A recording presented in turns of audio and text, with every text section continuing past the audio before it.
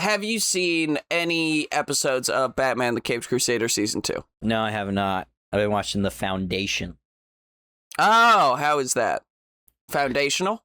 It is. That guy, one of the main actors, Lee Pace, fucking great. Super Lee good. Lee Pace is great. So good. Didn't he every scene he's in, he just steals the whole thing. Like, I just want to listen to him talk. Lee Pace is a good actor. Didn't he start as a screenwriter and then he became an actor? I have no idea. I didn't really even recognize... Like, I haven't really even thought about Lee Pace as a person until this role. And I'm like, shit, he's really good in this. I think he's in Guardians of the Galaxy, too, isn't he?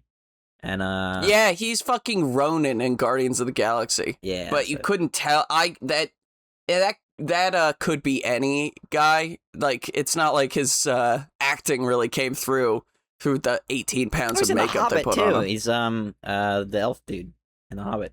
That's right. Oh yeah, he is in the elf. He is the elf dude. Yeah, that dick. I don't know what to say. He's like right, because that elf, I don't know if that elf is in the book. I know in the movie, he's there in the movies. Jesus Christ, I forgot there are 3 Hobbit movies. In the movies, he's there to make Legolas seem like less of a dick, even though Legolas is also a dick, because Lee Pace is the biggest dick in the elf world. All right, maybe I'll watch The Foundation. Probably not. What I'll do is watch YouTube Shorts version of The Foundation over the next Apple 6 TV, months. Watch the first episode and see what you think. It's a very confusing, a very interesting take on sci-fi. It like centers around like this, empire or whatever, which is, that's very normal for sci-fi, and they have like a genetic dynasty. So the emperor of the empire all comes from the clones of the same guy that was the first emperor or whatever. Okay, so but sort the way of they Warhammer do it 40K. is that there's always 3 emperors at the same time. There's the that's emperor cool. as like a kid growing up. There's the middle age, like the emperor in his 30s, that is like the guy that's actually in charge, and then there's like the old aged emperor who like kind of provides advice and helps raise the younger emperor. All right, that Neat sounds idea. cool. I like that. Well, I have been watching Batman cartoons because that's me. Batman the Caped Crusader Season 2, if you didn't watch Season 1, I would recommend it. It's like a 1930s noir, very, like, classic film noir take on Batman, helmed by Bruce Timm, who was obviously the, one of the creators of Batman the Animated Series, the original from the 90s. It is very good. It's weird. It's dark. It's definitely a very unique take on the characters.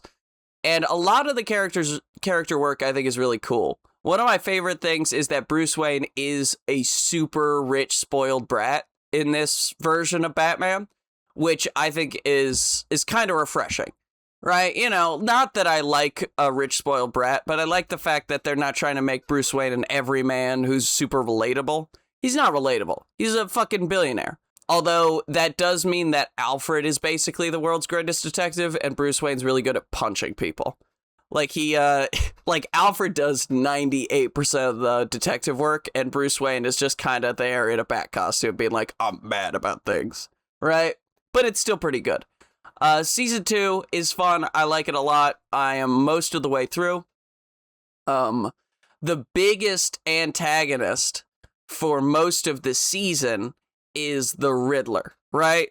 Now, I don't know how you feel about the Riddler. I find the Riddler to be a C-tier Batman villain at best, right? I don't think he's up in the upper echelons. I don't think he's touching the Penguin or Mr. Freeze or Two-Face or definitely not the Joker, right? But I like the Riddler. He's running around. He's got brain teasers. He's provides an intellectual equal for Batman, right? Isn't that the character that you know and love as the Riddler? Yeah.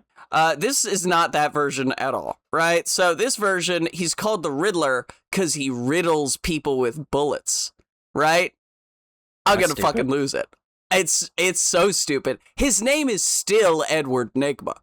He still has that stupid ass name that means enigma, but he is not an enigma. Like, he has nothing. He has no riddles whatsoever. Maybe he doesn't even do the Riddler at the end. Nah, No, that doesn't happen. I'm not going to tell you what happens, but that does not happen. He is basically a version of the Joker. Like, he runs around cackling like a moron and shooting people all day. That's all he does. He kills his, like, second in command. He kills his lackeys, you know.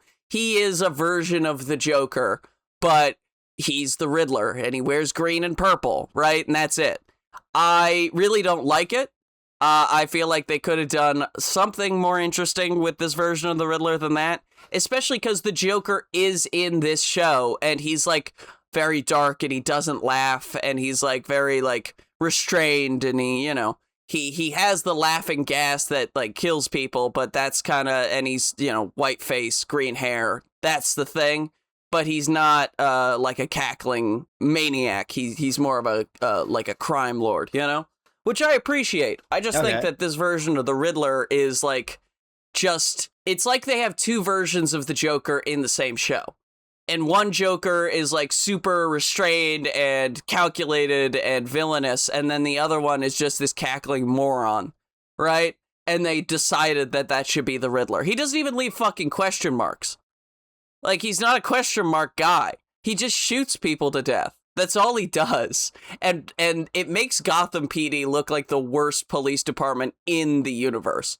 And I know they are. Kill just a dude with a machine gun? With a Tommy gun. And he just shows up to, like, a fucking jewelry store, and he breaks in the middle of the day, and he shoots a bunch of people, and he takes the jewelry. The cops show up. He shoots a bunch of murders, like, 5 cops, right? And then, like, he gets winged or hit, or Batman shows up and throws a batarang at him. And then Batman gets surrounded by a bunch of thugs, and he has to punch him, and the Riddler escapes. And that happens, like, 8 times throughout the show. Like, that part, I don't know, I think is bad. But the other takes on classic villains are a lot better. They have a pretty cool version of the Scarecrow. Like, he's not the Scarecrow fully formed, but he still has, like, some of the same Scarecrow stuff, which I think is pretty cool. Their version of the Mad Hatter is so weird, because it is basically nothing to do with the Mad Hatter. It's just, like, she's like she's a woman, right? Which is fine. But she's not a supervillain. Folks, it's fine to be a woman. Charlie said it's okay. It is. I'm okay with it. She's not a supervillain. She's a TV host who, like, she's basically Batman's J. Jonah Jameson throughout the show. She's just being like, Batman sucks. Fuck Batman. I hate Batman. Meh. And it's like, why is she Mad Hatter? Why did you give her the Mad Hatter aesthetics and stuff? If she's not gonna be just make her a different character. Doesn't make any sense. And, yeah, but it's a good show overall. I would recommend it. The animation can get a little ropey. I don't know if you're an animation fan. Like, I don't know if I know you're an animation fan. I don't know if you know hate about animation. Get rid of it. God. If it's not live action, you know, what's the point for kids? Yeah. It's tweened. It's a lot of tweening. It's not very hand drawn, so you can very much see the computer generated version, like the fact it's computer generated. But it's still pretty good. I'd recommend it. I give it, so far, I've only watched 7 out of 10 episodes. So far, I give it a 7 out of 10. I feel like it's pretty good, but not great. There's definitely room for improvement. But you know where there's no room for improvement, Jake? Hello, everyone, and welcome to the Very Reasonable Pilots podcast. I'm your host, Charles. Along with me, as always, my co-host, editor, producer, co-pilot, gunner, navigator, orator, and podcasting associate, Jacob Gloth. How you doing today, Jacob? I am swell, Charles, and excited for another episode of the podcast. We pitch new TV shows every single week. New episodes, new storylines, new worlds, characters, all that fun stuff packaged into these lovely little shows, movies, short stories. I think you did a play one time. I did. I'm sure we've. Was there another thing we've done besides a movie, TV show, play, and you did a musical? I know. I did a song in a show. You did a song. Nice. Yeah. Whole musical. That'd be a pain to write. Jesus. It would be. But I think it'd be fun. I think it'd be a fun challenge, and we have some musically inclined friends I feel like we could outsource some of the more musical elements of it to our musically inclined friends. I don't know. I have musically It's basically inclined like writing a friends. play, but then I gotta write like, I don't know, like what, like 20 songs as well? 15 songs or so? Yeah. I have no idea how many songs are in a musical. It's probably less than that. It's probably like 10. It depends on the length of the musical. And it's like, do you want the musical to be the kind where they sing every word? Because that's a bit much. Yeah. If I did a musical, it would be like one of those like curse scenarios where like nobody wants to sing, but they're all being forced to by some sort of that's like fun. Evil wizard or something like that. That's the kind of scenario I would do. I have thought many times that they should do more musical adaptations of horror films. Because frankly, I was thinking, how cool would it be to see a musical version of Alien? You know, I think musical Alien horror the musical. is. I'm surprised there is not an Alien the musical. That seems like something Right? that would exist. Or Hellraiser. Like, I feel like horror movies specifically and horror premises lend themselves very well to a musical setting because, you know, there's big bombastic characters and loud, high emotion and that sort of thing. And my favorite musical is Sweeney Todd, which is a horror story. So I have a soft spot for that stuff. But this is what you have today is not any of that. This is a story you wrote about your dick, right? What? Hugh in the Shrinking City. Ah, is that what you call it? Interesting. Yeah. That was a joke we had about the.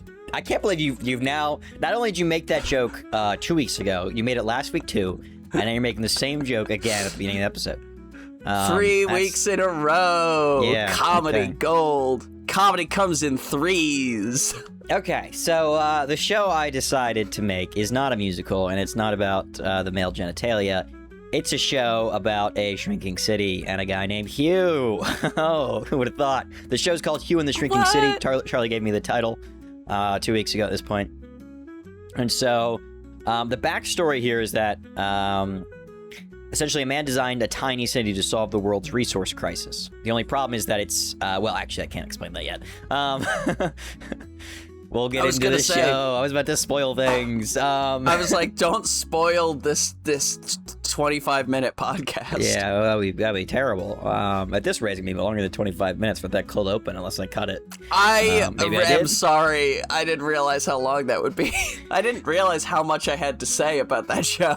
For the audience, if I did cut it, it was just 10 minutes of Charlie talking about Batman. If I didn't cut it, well, you already heard it, so you know.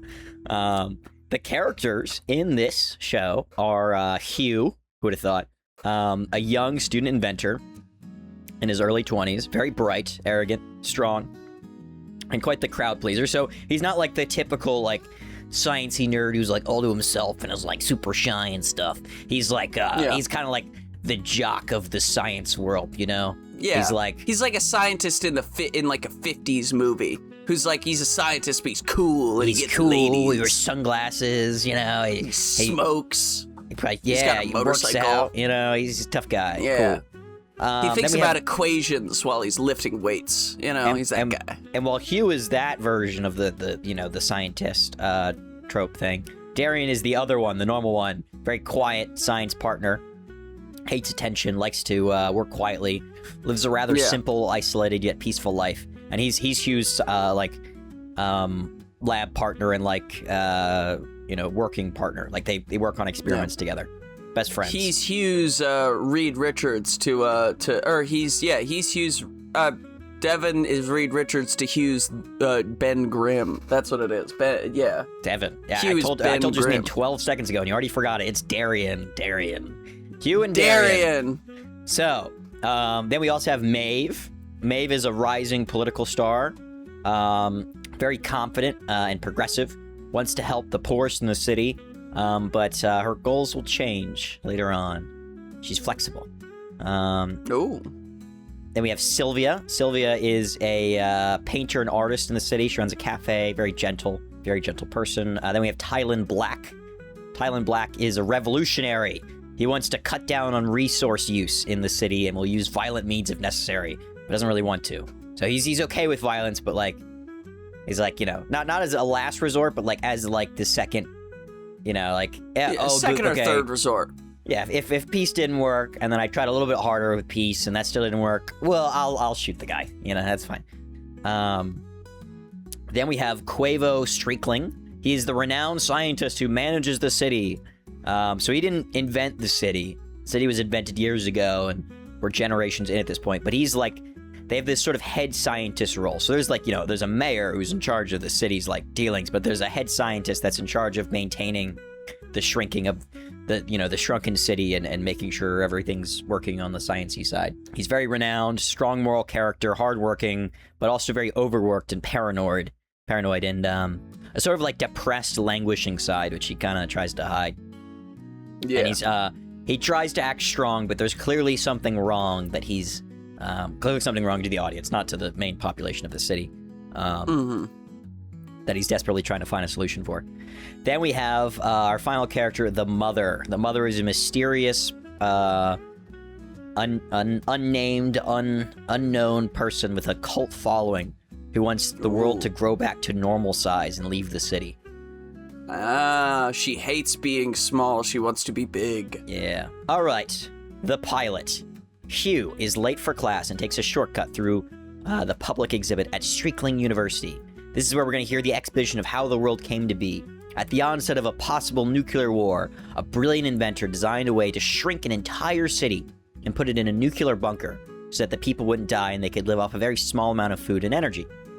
So, like, essentially, he put in enough food for, probably 4 people or whatever, for, dozens of years, and enough energy stored in batteries and other sources in this bunker, and they shrunk the city, so now the amount of food they consume and the amount of energy they consume is so low that, they can survive indefinitely, theoretically, off of the limited supplies they have.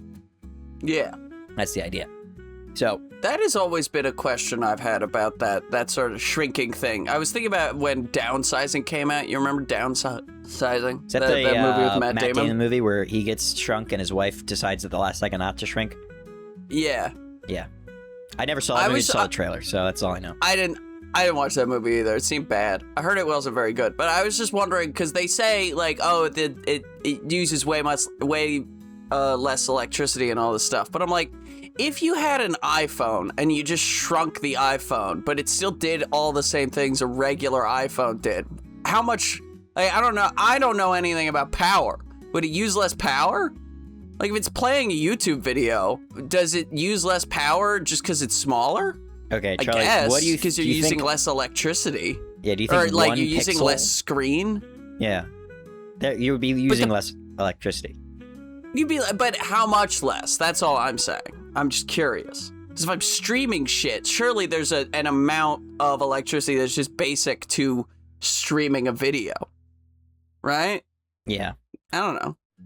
I'm not a scientist. I don't know what you're saying. I'm fairly certain you're wrong. Because if you make something smaller, it's going to, of course, use less electricity because there's less electricity going through it. But it's the same density, right? It's just more compact, right? It's the same density? Is that what you just said? Isn't it the same? If you shrink something, obviously shrinking technology doesn't exist. But if you shrink Matt Damon, he's gonna be the same dense. He's gonna be a hyper dense little man, right? You know what I mean? No. Am I crazy? Yeah. Where's he? What? He's gonna be as dense. He's got to be the same density. He's just he's like the Charlie, density of a density? fucking. Do you know what density is? Yeah, it's like how much. It's mass divided by volume, and you've lowered his mass, and you've lowered his volume, so you've lowered his density. Have you lowered his mass? I didn't know we were lowering his mass. Okay. I just thought we were making him smaller. Okay, big normal size Matt Damon. I don't think I mean I probably could pick him up, but it's going to be more difficult than picking up tiny shrinking or downsizing Matt Damon. Downsizing Matt Damon weighs less, has less mass. I know those are two different things, but generally. But I mean, I don't know if he weighs less. He does. Right? Like, why? You don't retain the mass. This isn't fucking Ant-Man. How do you think? What the hell do you think this is? It's fake, made up fake science fiction technology. I'm asking questions. Where does the mass go then? What do you mean? Where's the mass going? If he's being shrunk, mass cannot be created nor destroyed. We can't actually shrink shit. All right, so that's the real problem. There's no real science behind how it works. But in general, in sci-fi, if you shrink somebody, they now weigh less. They also have less mass, right? If we're using standard sci-fi logic, if somebody gets shrunken, they now weigh less. I disagree, but okay. But they do. They always do. They always lose mass. Now, I mean, they pick them up and, like, they put them on his shoulder and stuff, but I feel like that's just because they're very strong. That has nothing to do with, yeah, that's what it is. That's what it is. Yeah, when you put tiny Matt Damon on your shoulder, you're feeling the full weight of real normal-sized Matt Damon just pressed in a single spot. 180-pound Matt Damon. Yeah, it's just very... He, like, goes through you like a pin, and he's just, like... that kind of focused weight would probably just, like, slice through you. Yeah, it's to go right through your body. It'd be hard. It'd be so painful. And Matt Damon would probably drown in your blood. Can you admit that what you're saying is stupid? And can we move on? I can admit that what I'm saying is stupid in the context of science fiction shrinking technology. Yeah, because real shrinking technology, Charlie, if you didn't know, doesn't exist. You're asking scientific questions about things that don't exist. I can't tell you if mass is retained when you shrink somebody because we can't shrink somebody. Okay, well, I was asking about your fictional science fiction world, so I'm guessing mass is not retained in your fictional... Mass is not retained. Okay, fine. Okay, fucking density. You didn't even talk about volume. Can you agree that the volume's less? Can you agree that... yeah. That normal-sized Matt Damon is more voluminous than tiny Matt Damon? Yes, I can agree to that, but I'm not sure if the density is... Like, I think he just becomes hyper-dense. Like tungsten. How... Okay... You know, tungsten? So you're saying that... It's dense. Okay, I'm just gonna move on. So he gets through the crowds and arrives late to class after the whole, like, walking through the exhibits at the university. Where he slides into a seat in the back, where Darian has saved him a spot. Has an extra sheet of notes. Darian, good friend, you know. He's been taking notes for him and his friend while he's been late. And the professor briefly scolds him, but he's able to cover off his absence by answering a very difficult question. So he's got that classic, you know, smart kid, doesn't even need class, you know. He knows the answer, he's not even there. At the end of class, the professor pulls them both aside and, like, kind of scolds Hugh. He's like, you got away with it this time, kid, but, like, you got to show up to class. And they both start to walk away. He's like, actually, Darian, I need to talk to you.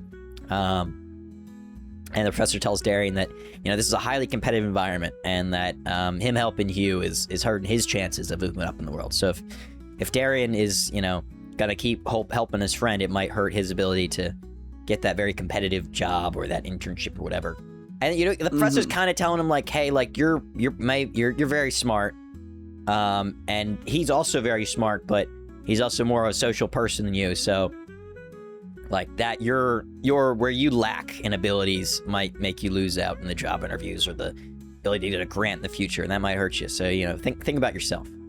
And Darian's don't cut off your nose to spite your face, you know? Yeah, Darian's like, he just sort of, like, nods and moves on. He's not really taking in this stuff, because, you know, this is his friend. His only friend, really, so, you know, not gonna ditch your only friend. After class, they head to the lab to work on their invention, a device which can be used to grow things. So we have shrinking technology, but we don't actually have growing technology. But they can't get it to expand anything beyond its natural size.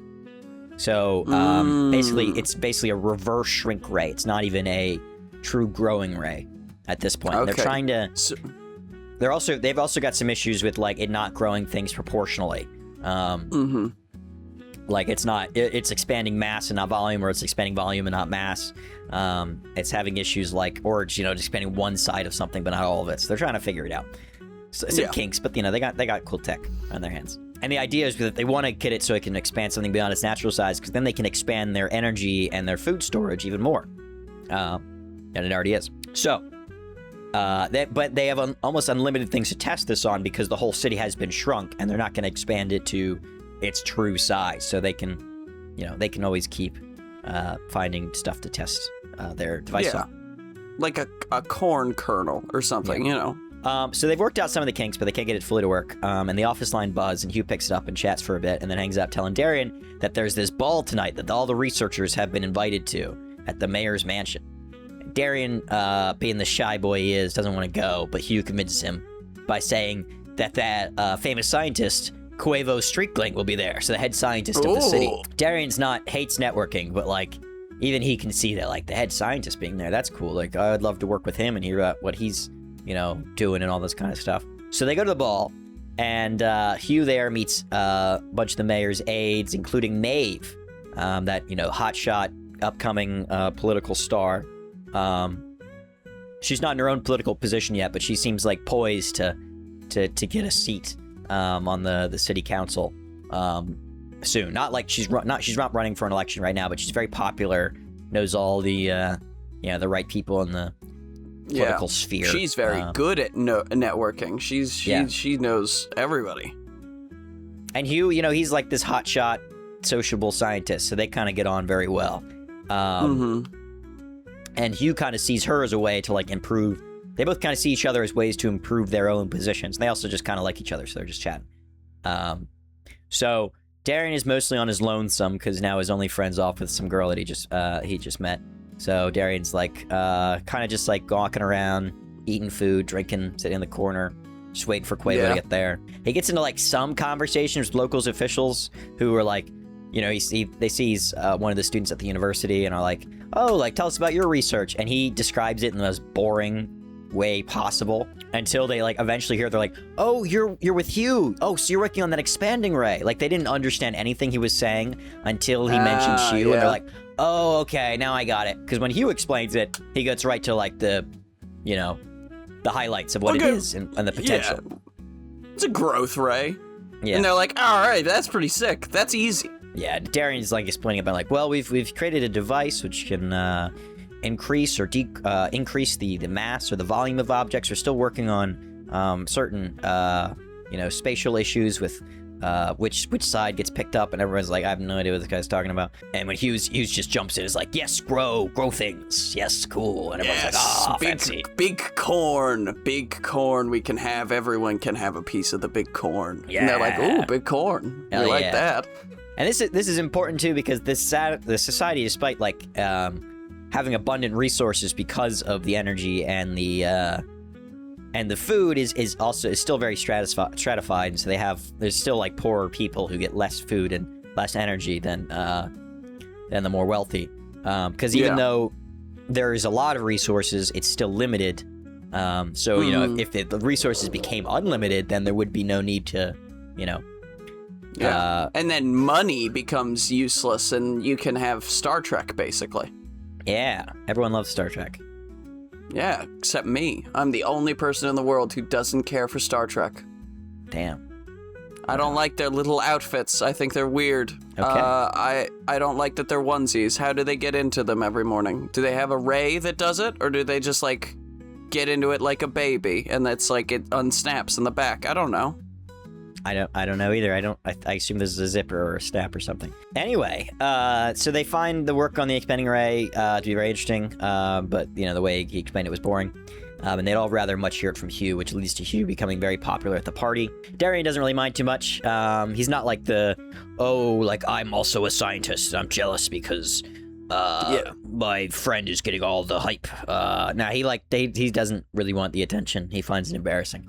So he's fine with Hugh being the center. Hugh being the center of attention, but he's also kind of annoyed that Hugh has kind of just left him. He doesn't have his buddy. So Darian ends up talking with. He's like so kind of like lonely in the corner, and like just sort of watching Hugh take up all the attention.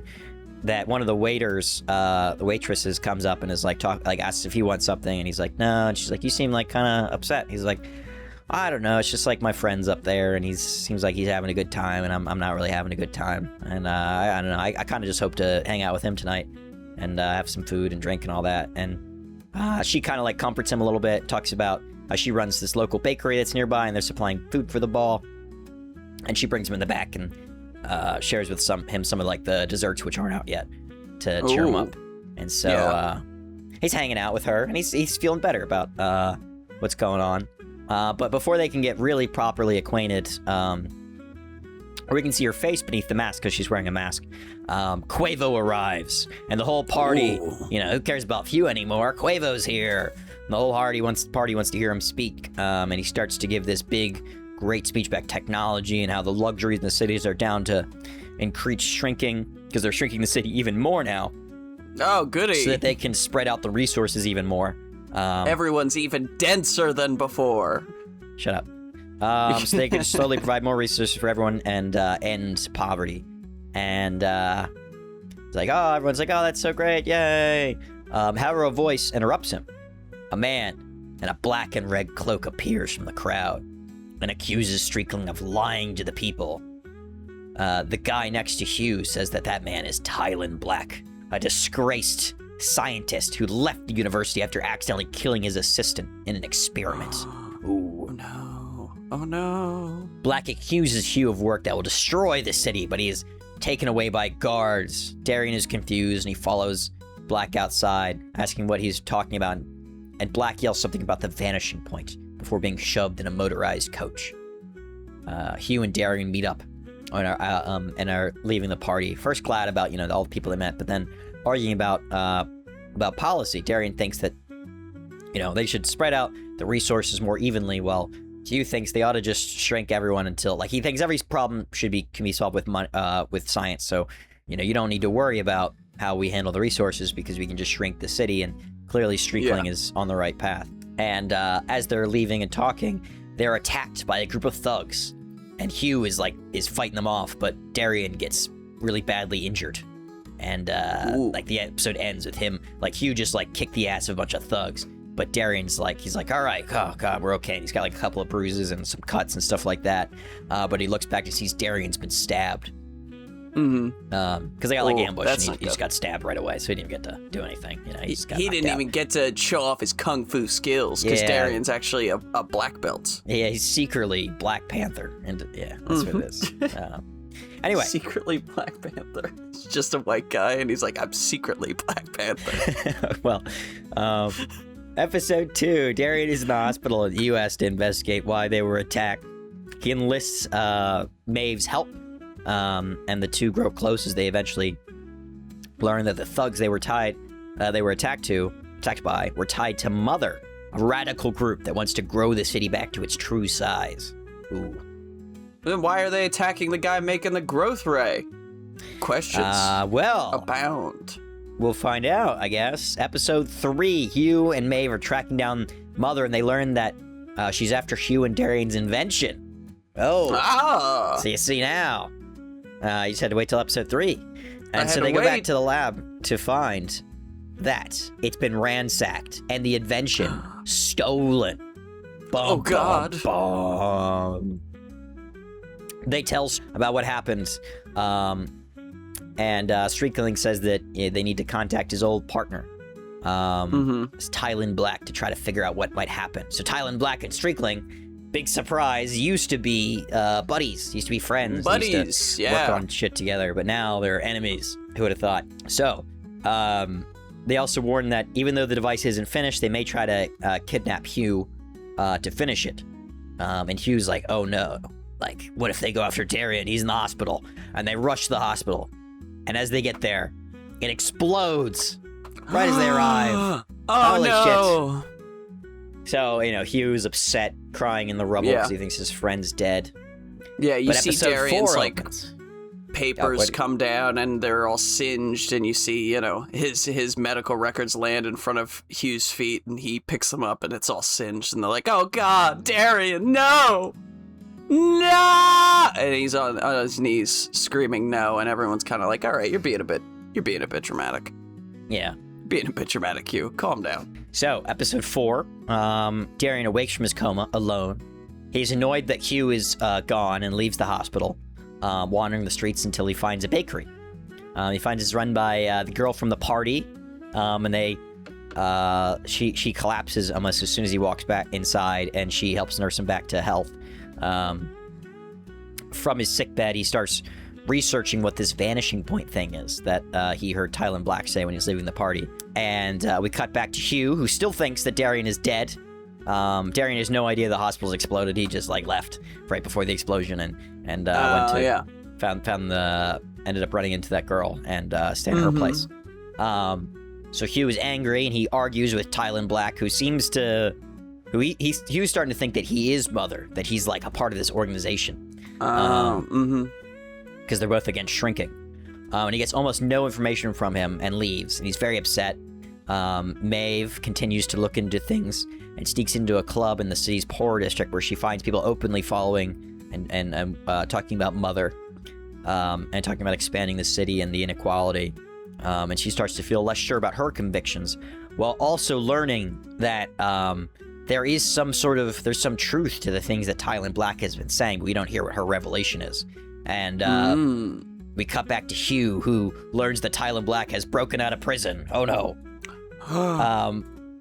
So I don't know how we get to this point, because I only wrote the 4 episodes. But the way I want it to end is the revelation at the end that the worry is as they continually shrink to make up for what is dwindling resources. The city's been existing for a long time, and the dream of surviving forever on a limited amount of energy and food has become a problem because they're getting to the end of it. They stayed too big for too long, and they didn't think that the city would last this long. And people are having kids, and like the population is expanding, and they're like, oh god, we thought this one giant corn on the cob would last us 8,000 years, but it's only last us 80. What are we gonna do?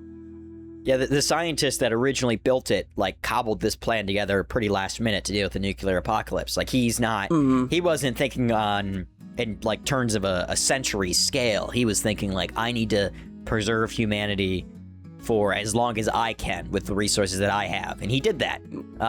But it's not something that can last forever.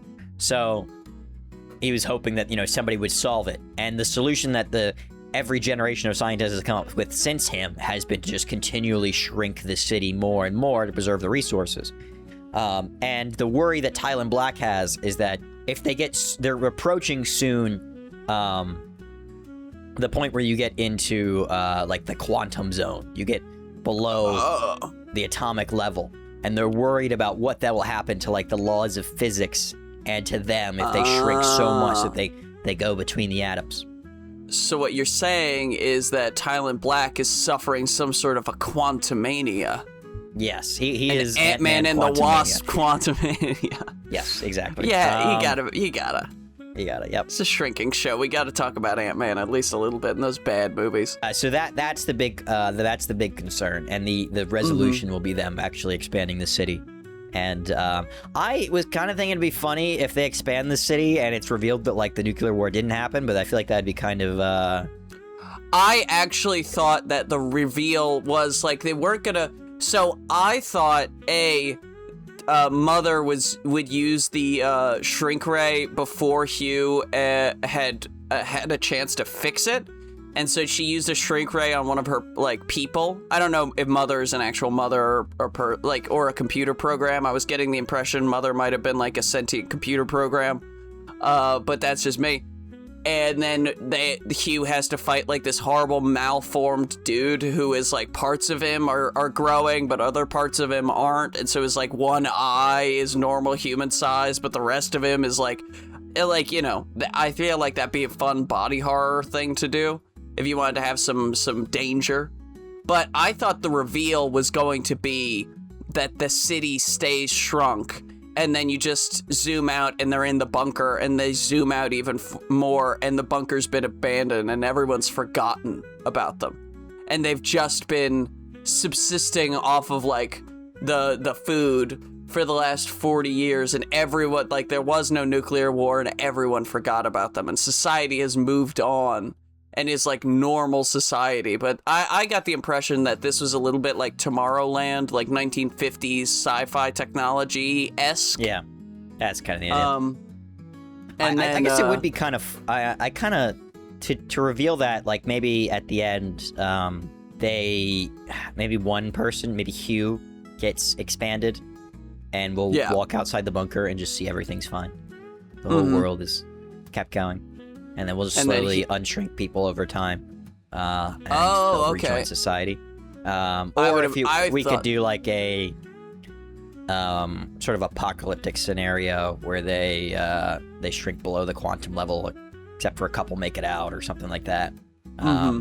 Or they stay shrunk and they don't know, as you were saying, that everything's fine out there. Well, maybe Hugh gets unshrunk, and the reveal is that the world is fine.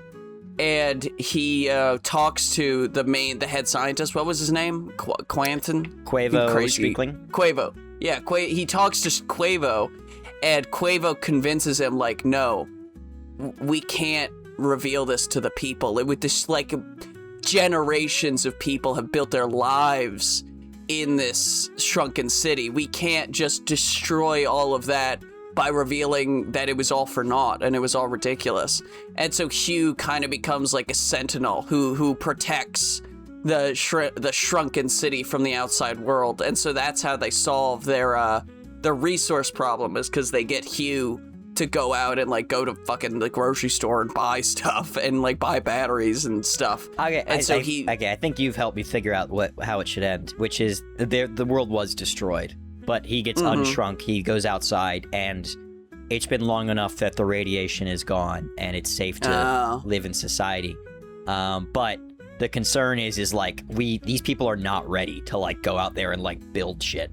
And we don't have the technology to unshrink the entire city and just plop it down. We also, don't know how that would affect things. We don't have like the food infrastructure to support that.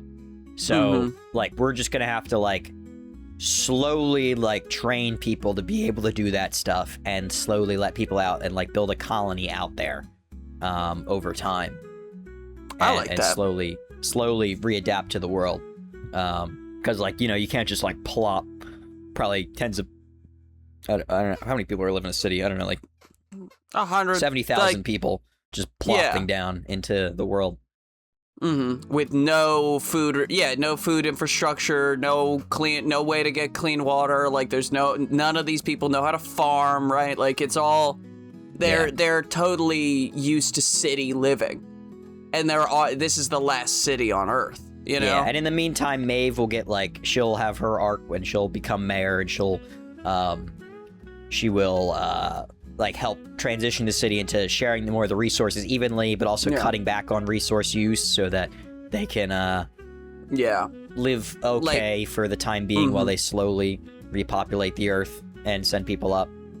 Yeah, we obviously show in the first episode when they go to the ball, like all these like the rich, the excess of the rich, and they're like, they've got champagne, and they're wasting all this stuff, and then we very harshly compare that to how the poor are living in episode 4, where they're like meagerly surviving on like one family has a pea, and that's how they survive for like a week, something like that. And then she is confronted with this systematic inequality, and she's like, I'm mayor now, or whatever.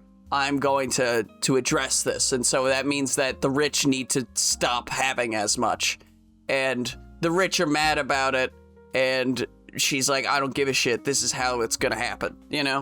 Socialism. That's what the point of the show is, right? You love socialism. Yeah. No, I mean, the point was like, people not recognizing a crisis until it's too late.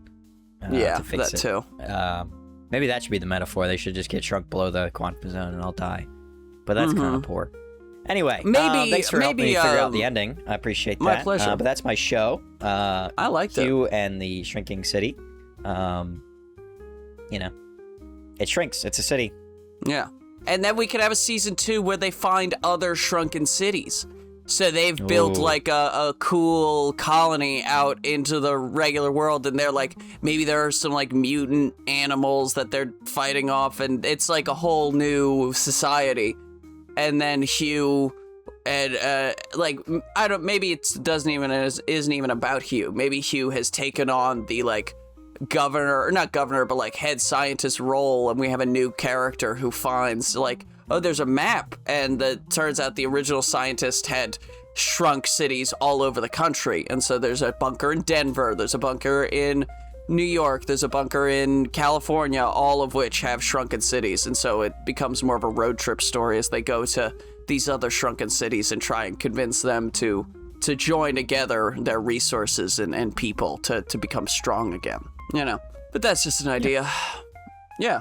I like the show. I think Hugh and the Shrinking City is a good show. I'd watch it. I think it'd be fun. Thank you, everyone, for listening to the Very Reasonable Pilots. Nice. Good Sorry. job. That was bad. It was. Thank you, everyone, for listening to the Very Reasonable Pilots podcast. I've been your host, Charles Lynn. With me, as always, is my co-host, producer, co-pilot, gunner, navigator, orator, and podcasting associate, Jacob Gloth. If you like what you heard here and you want to hear more, please give us a like, a follow, subscribe, tell your friends, tell your family, tell your dog, tell your cat, and remember, we'll be here next week with a brand new television series for you to imagine and enjoy, and the title of that series shall be... Jake, do you remember the title you gave me? I already gave you a title? Yes, 2 weeks ago, because I read a short story instead of doing it. 3 weeks ago. It was All the Quiet Horses? All the Quiet Horses. That's why I just did a nay. All the Quiet Horses. It's going to be, I have a feeling it's going to be something like No Country for Old Men. It's going to be a very solemn, slow, meditative story about death and family and duty and honor and other dumb stuff like that. Okay, or it's that going to really be about hyped horses. people up for the next episode. Yeah. But until then, we will see you next time. Bye-bye.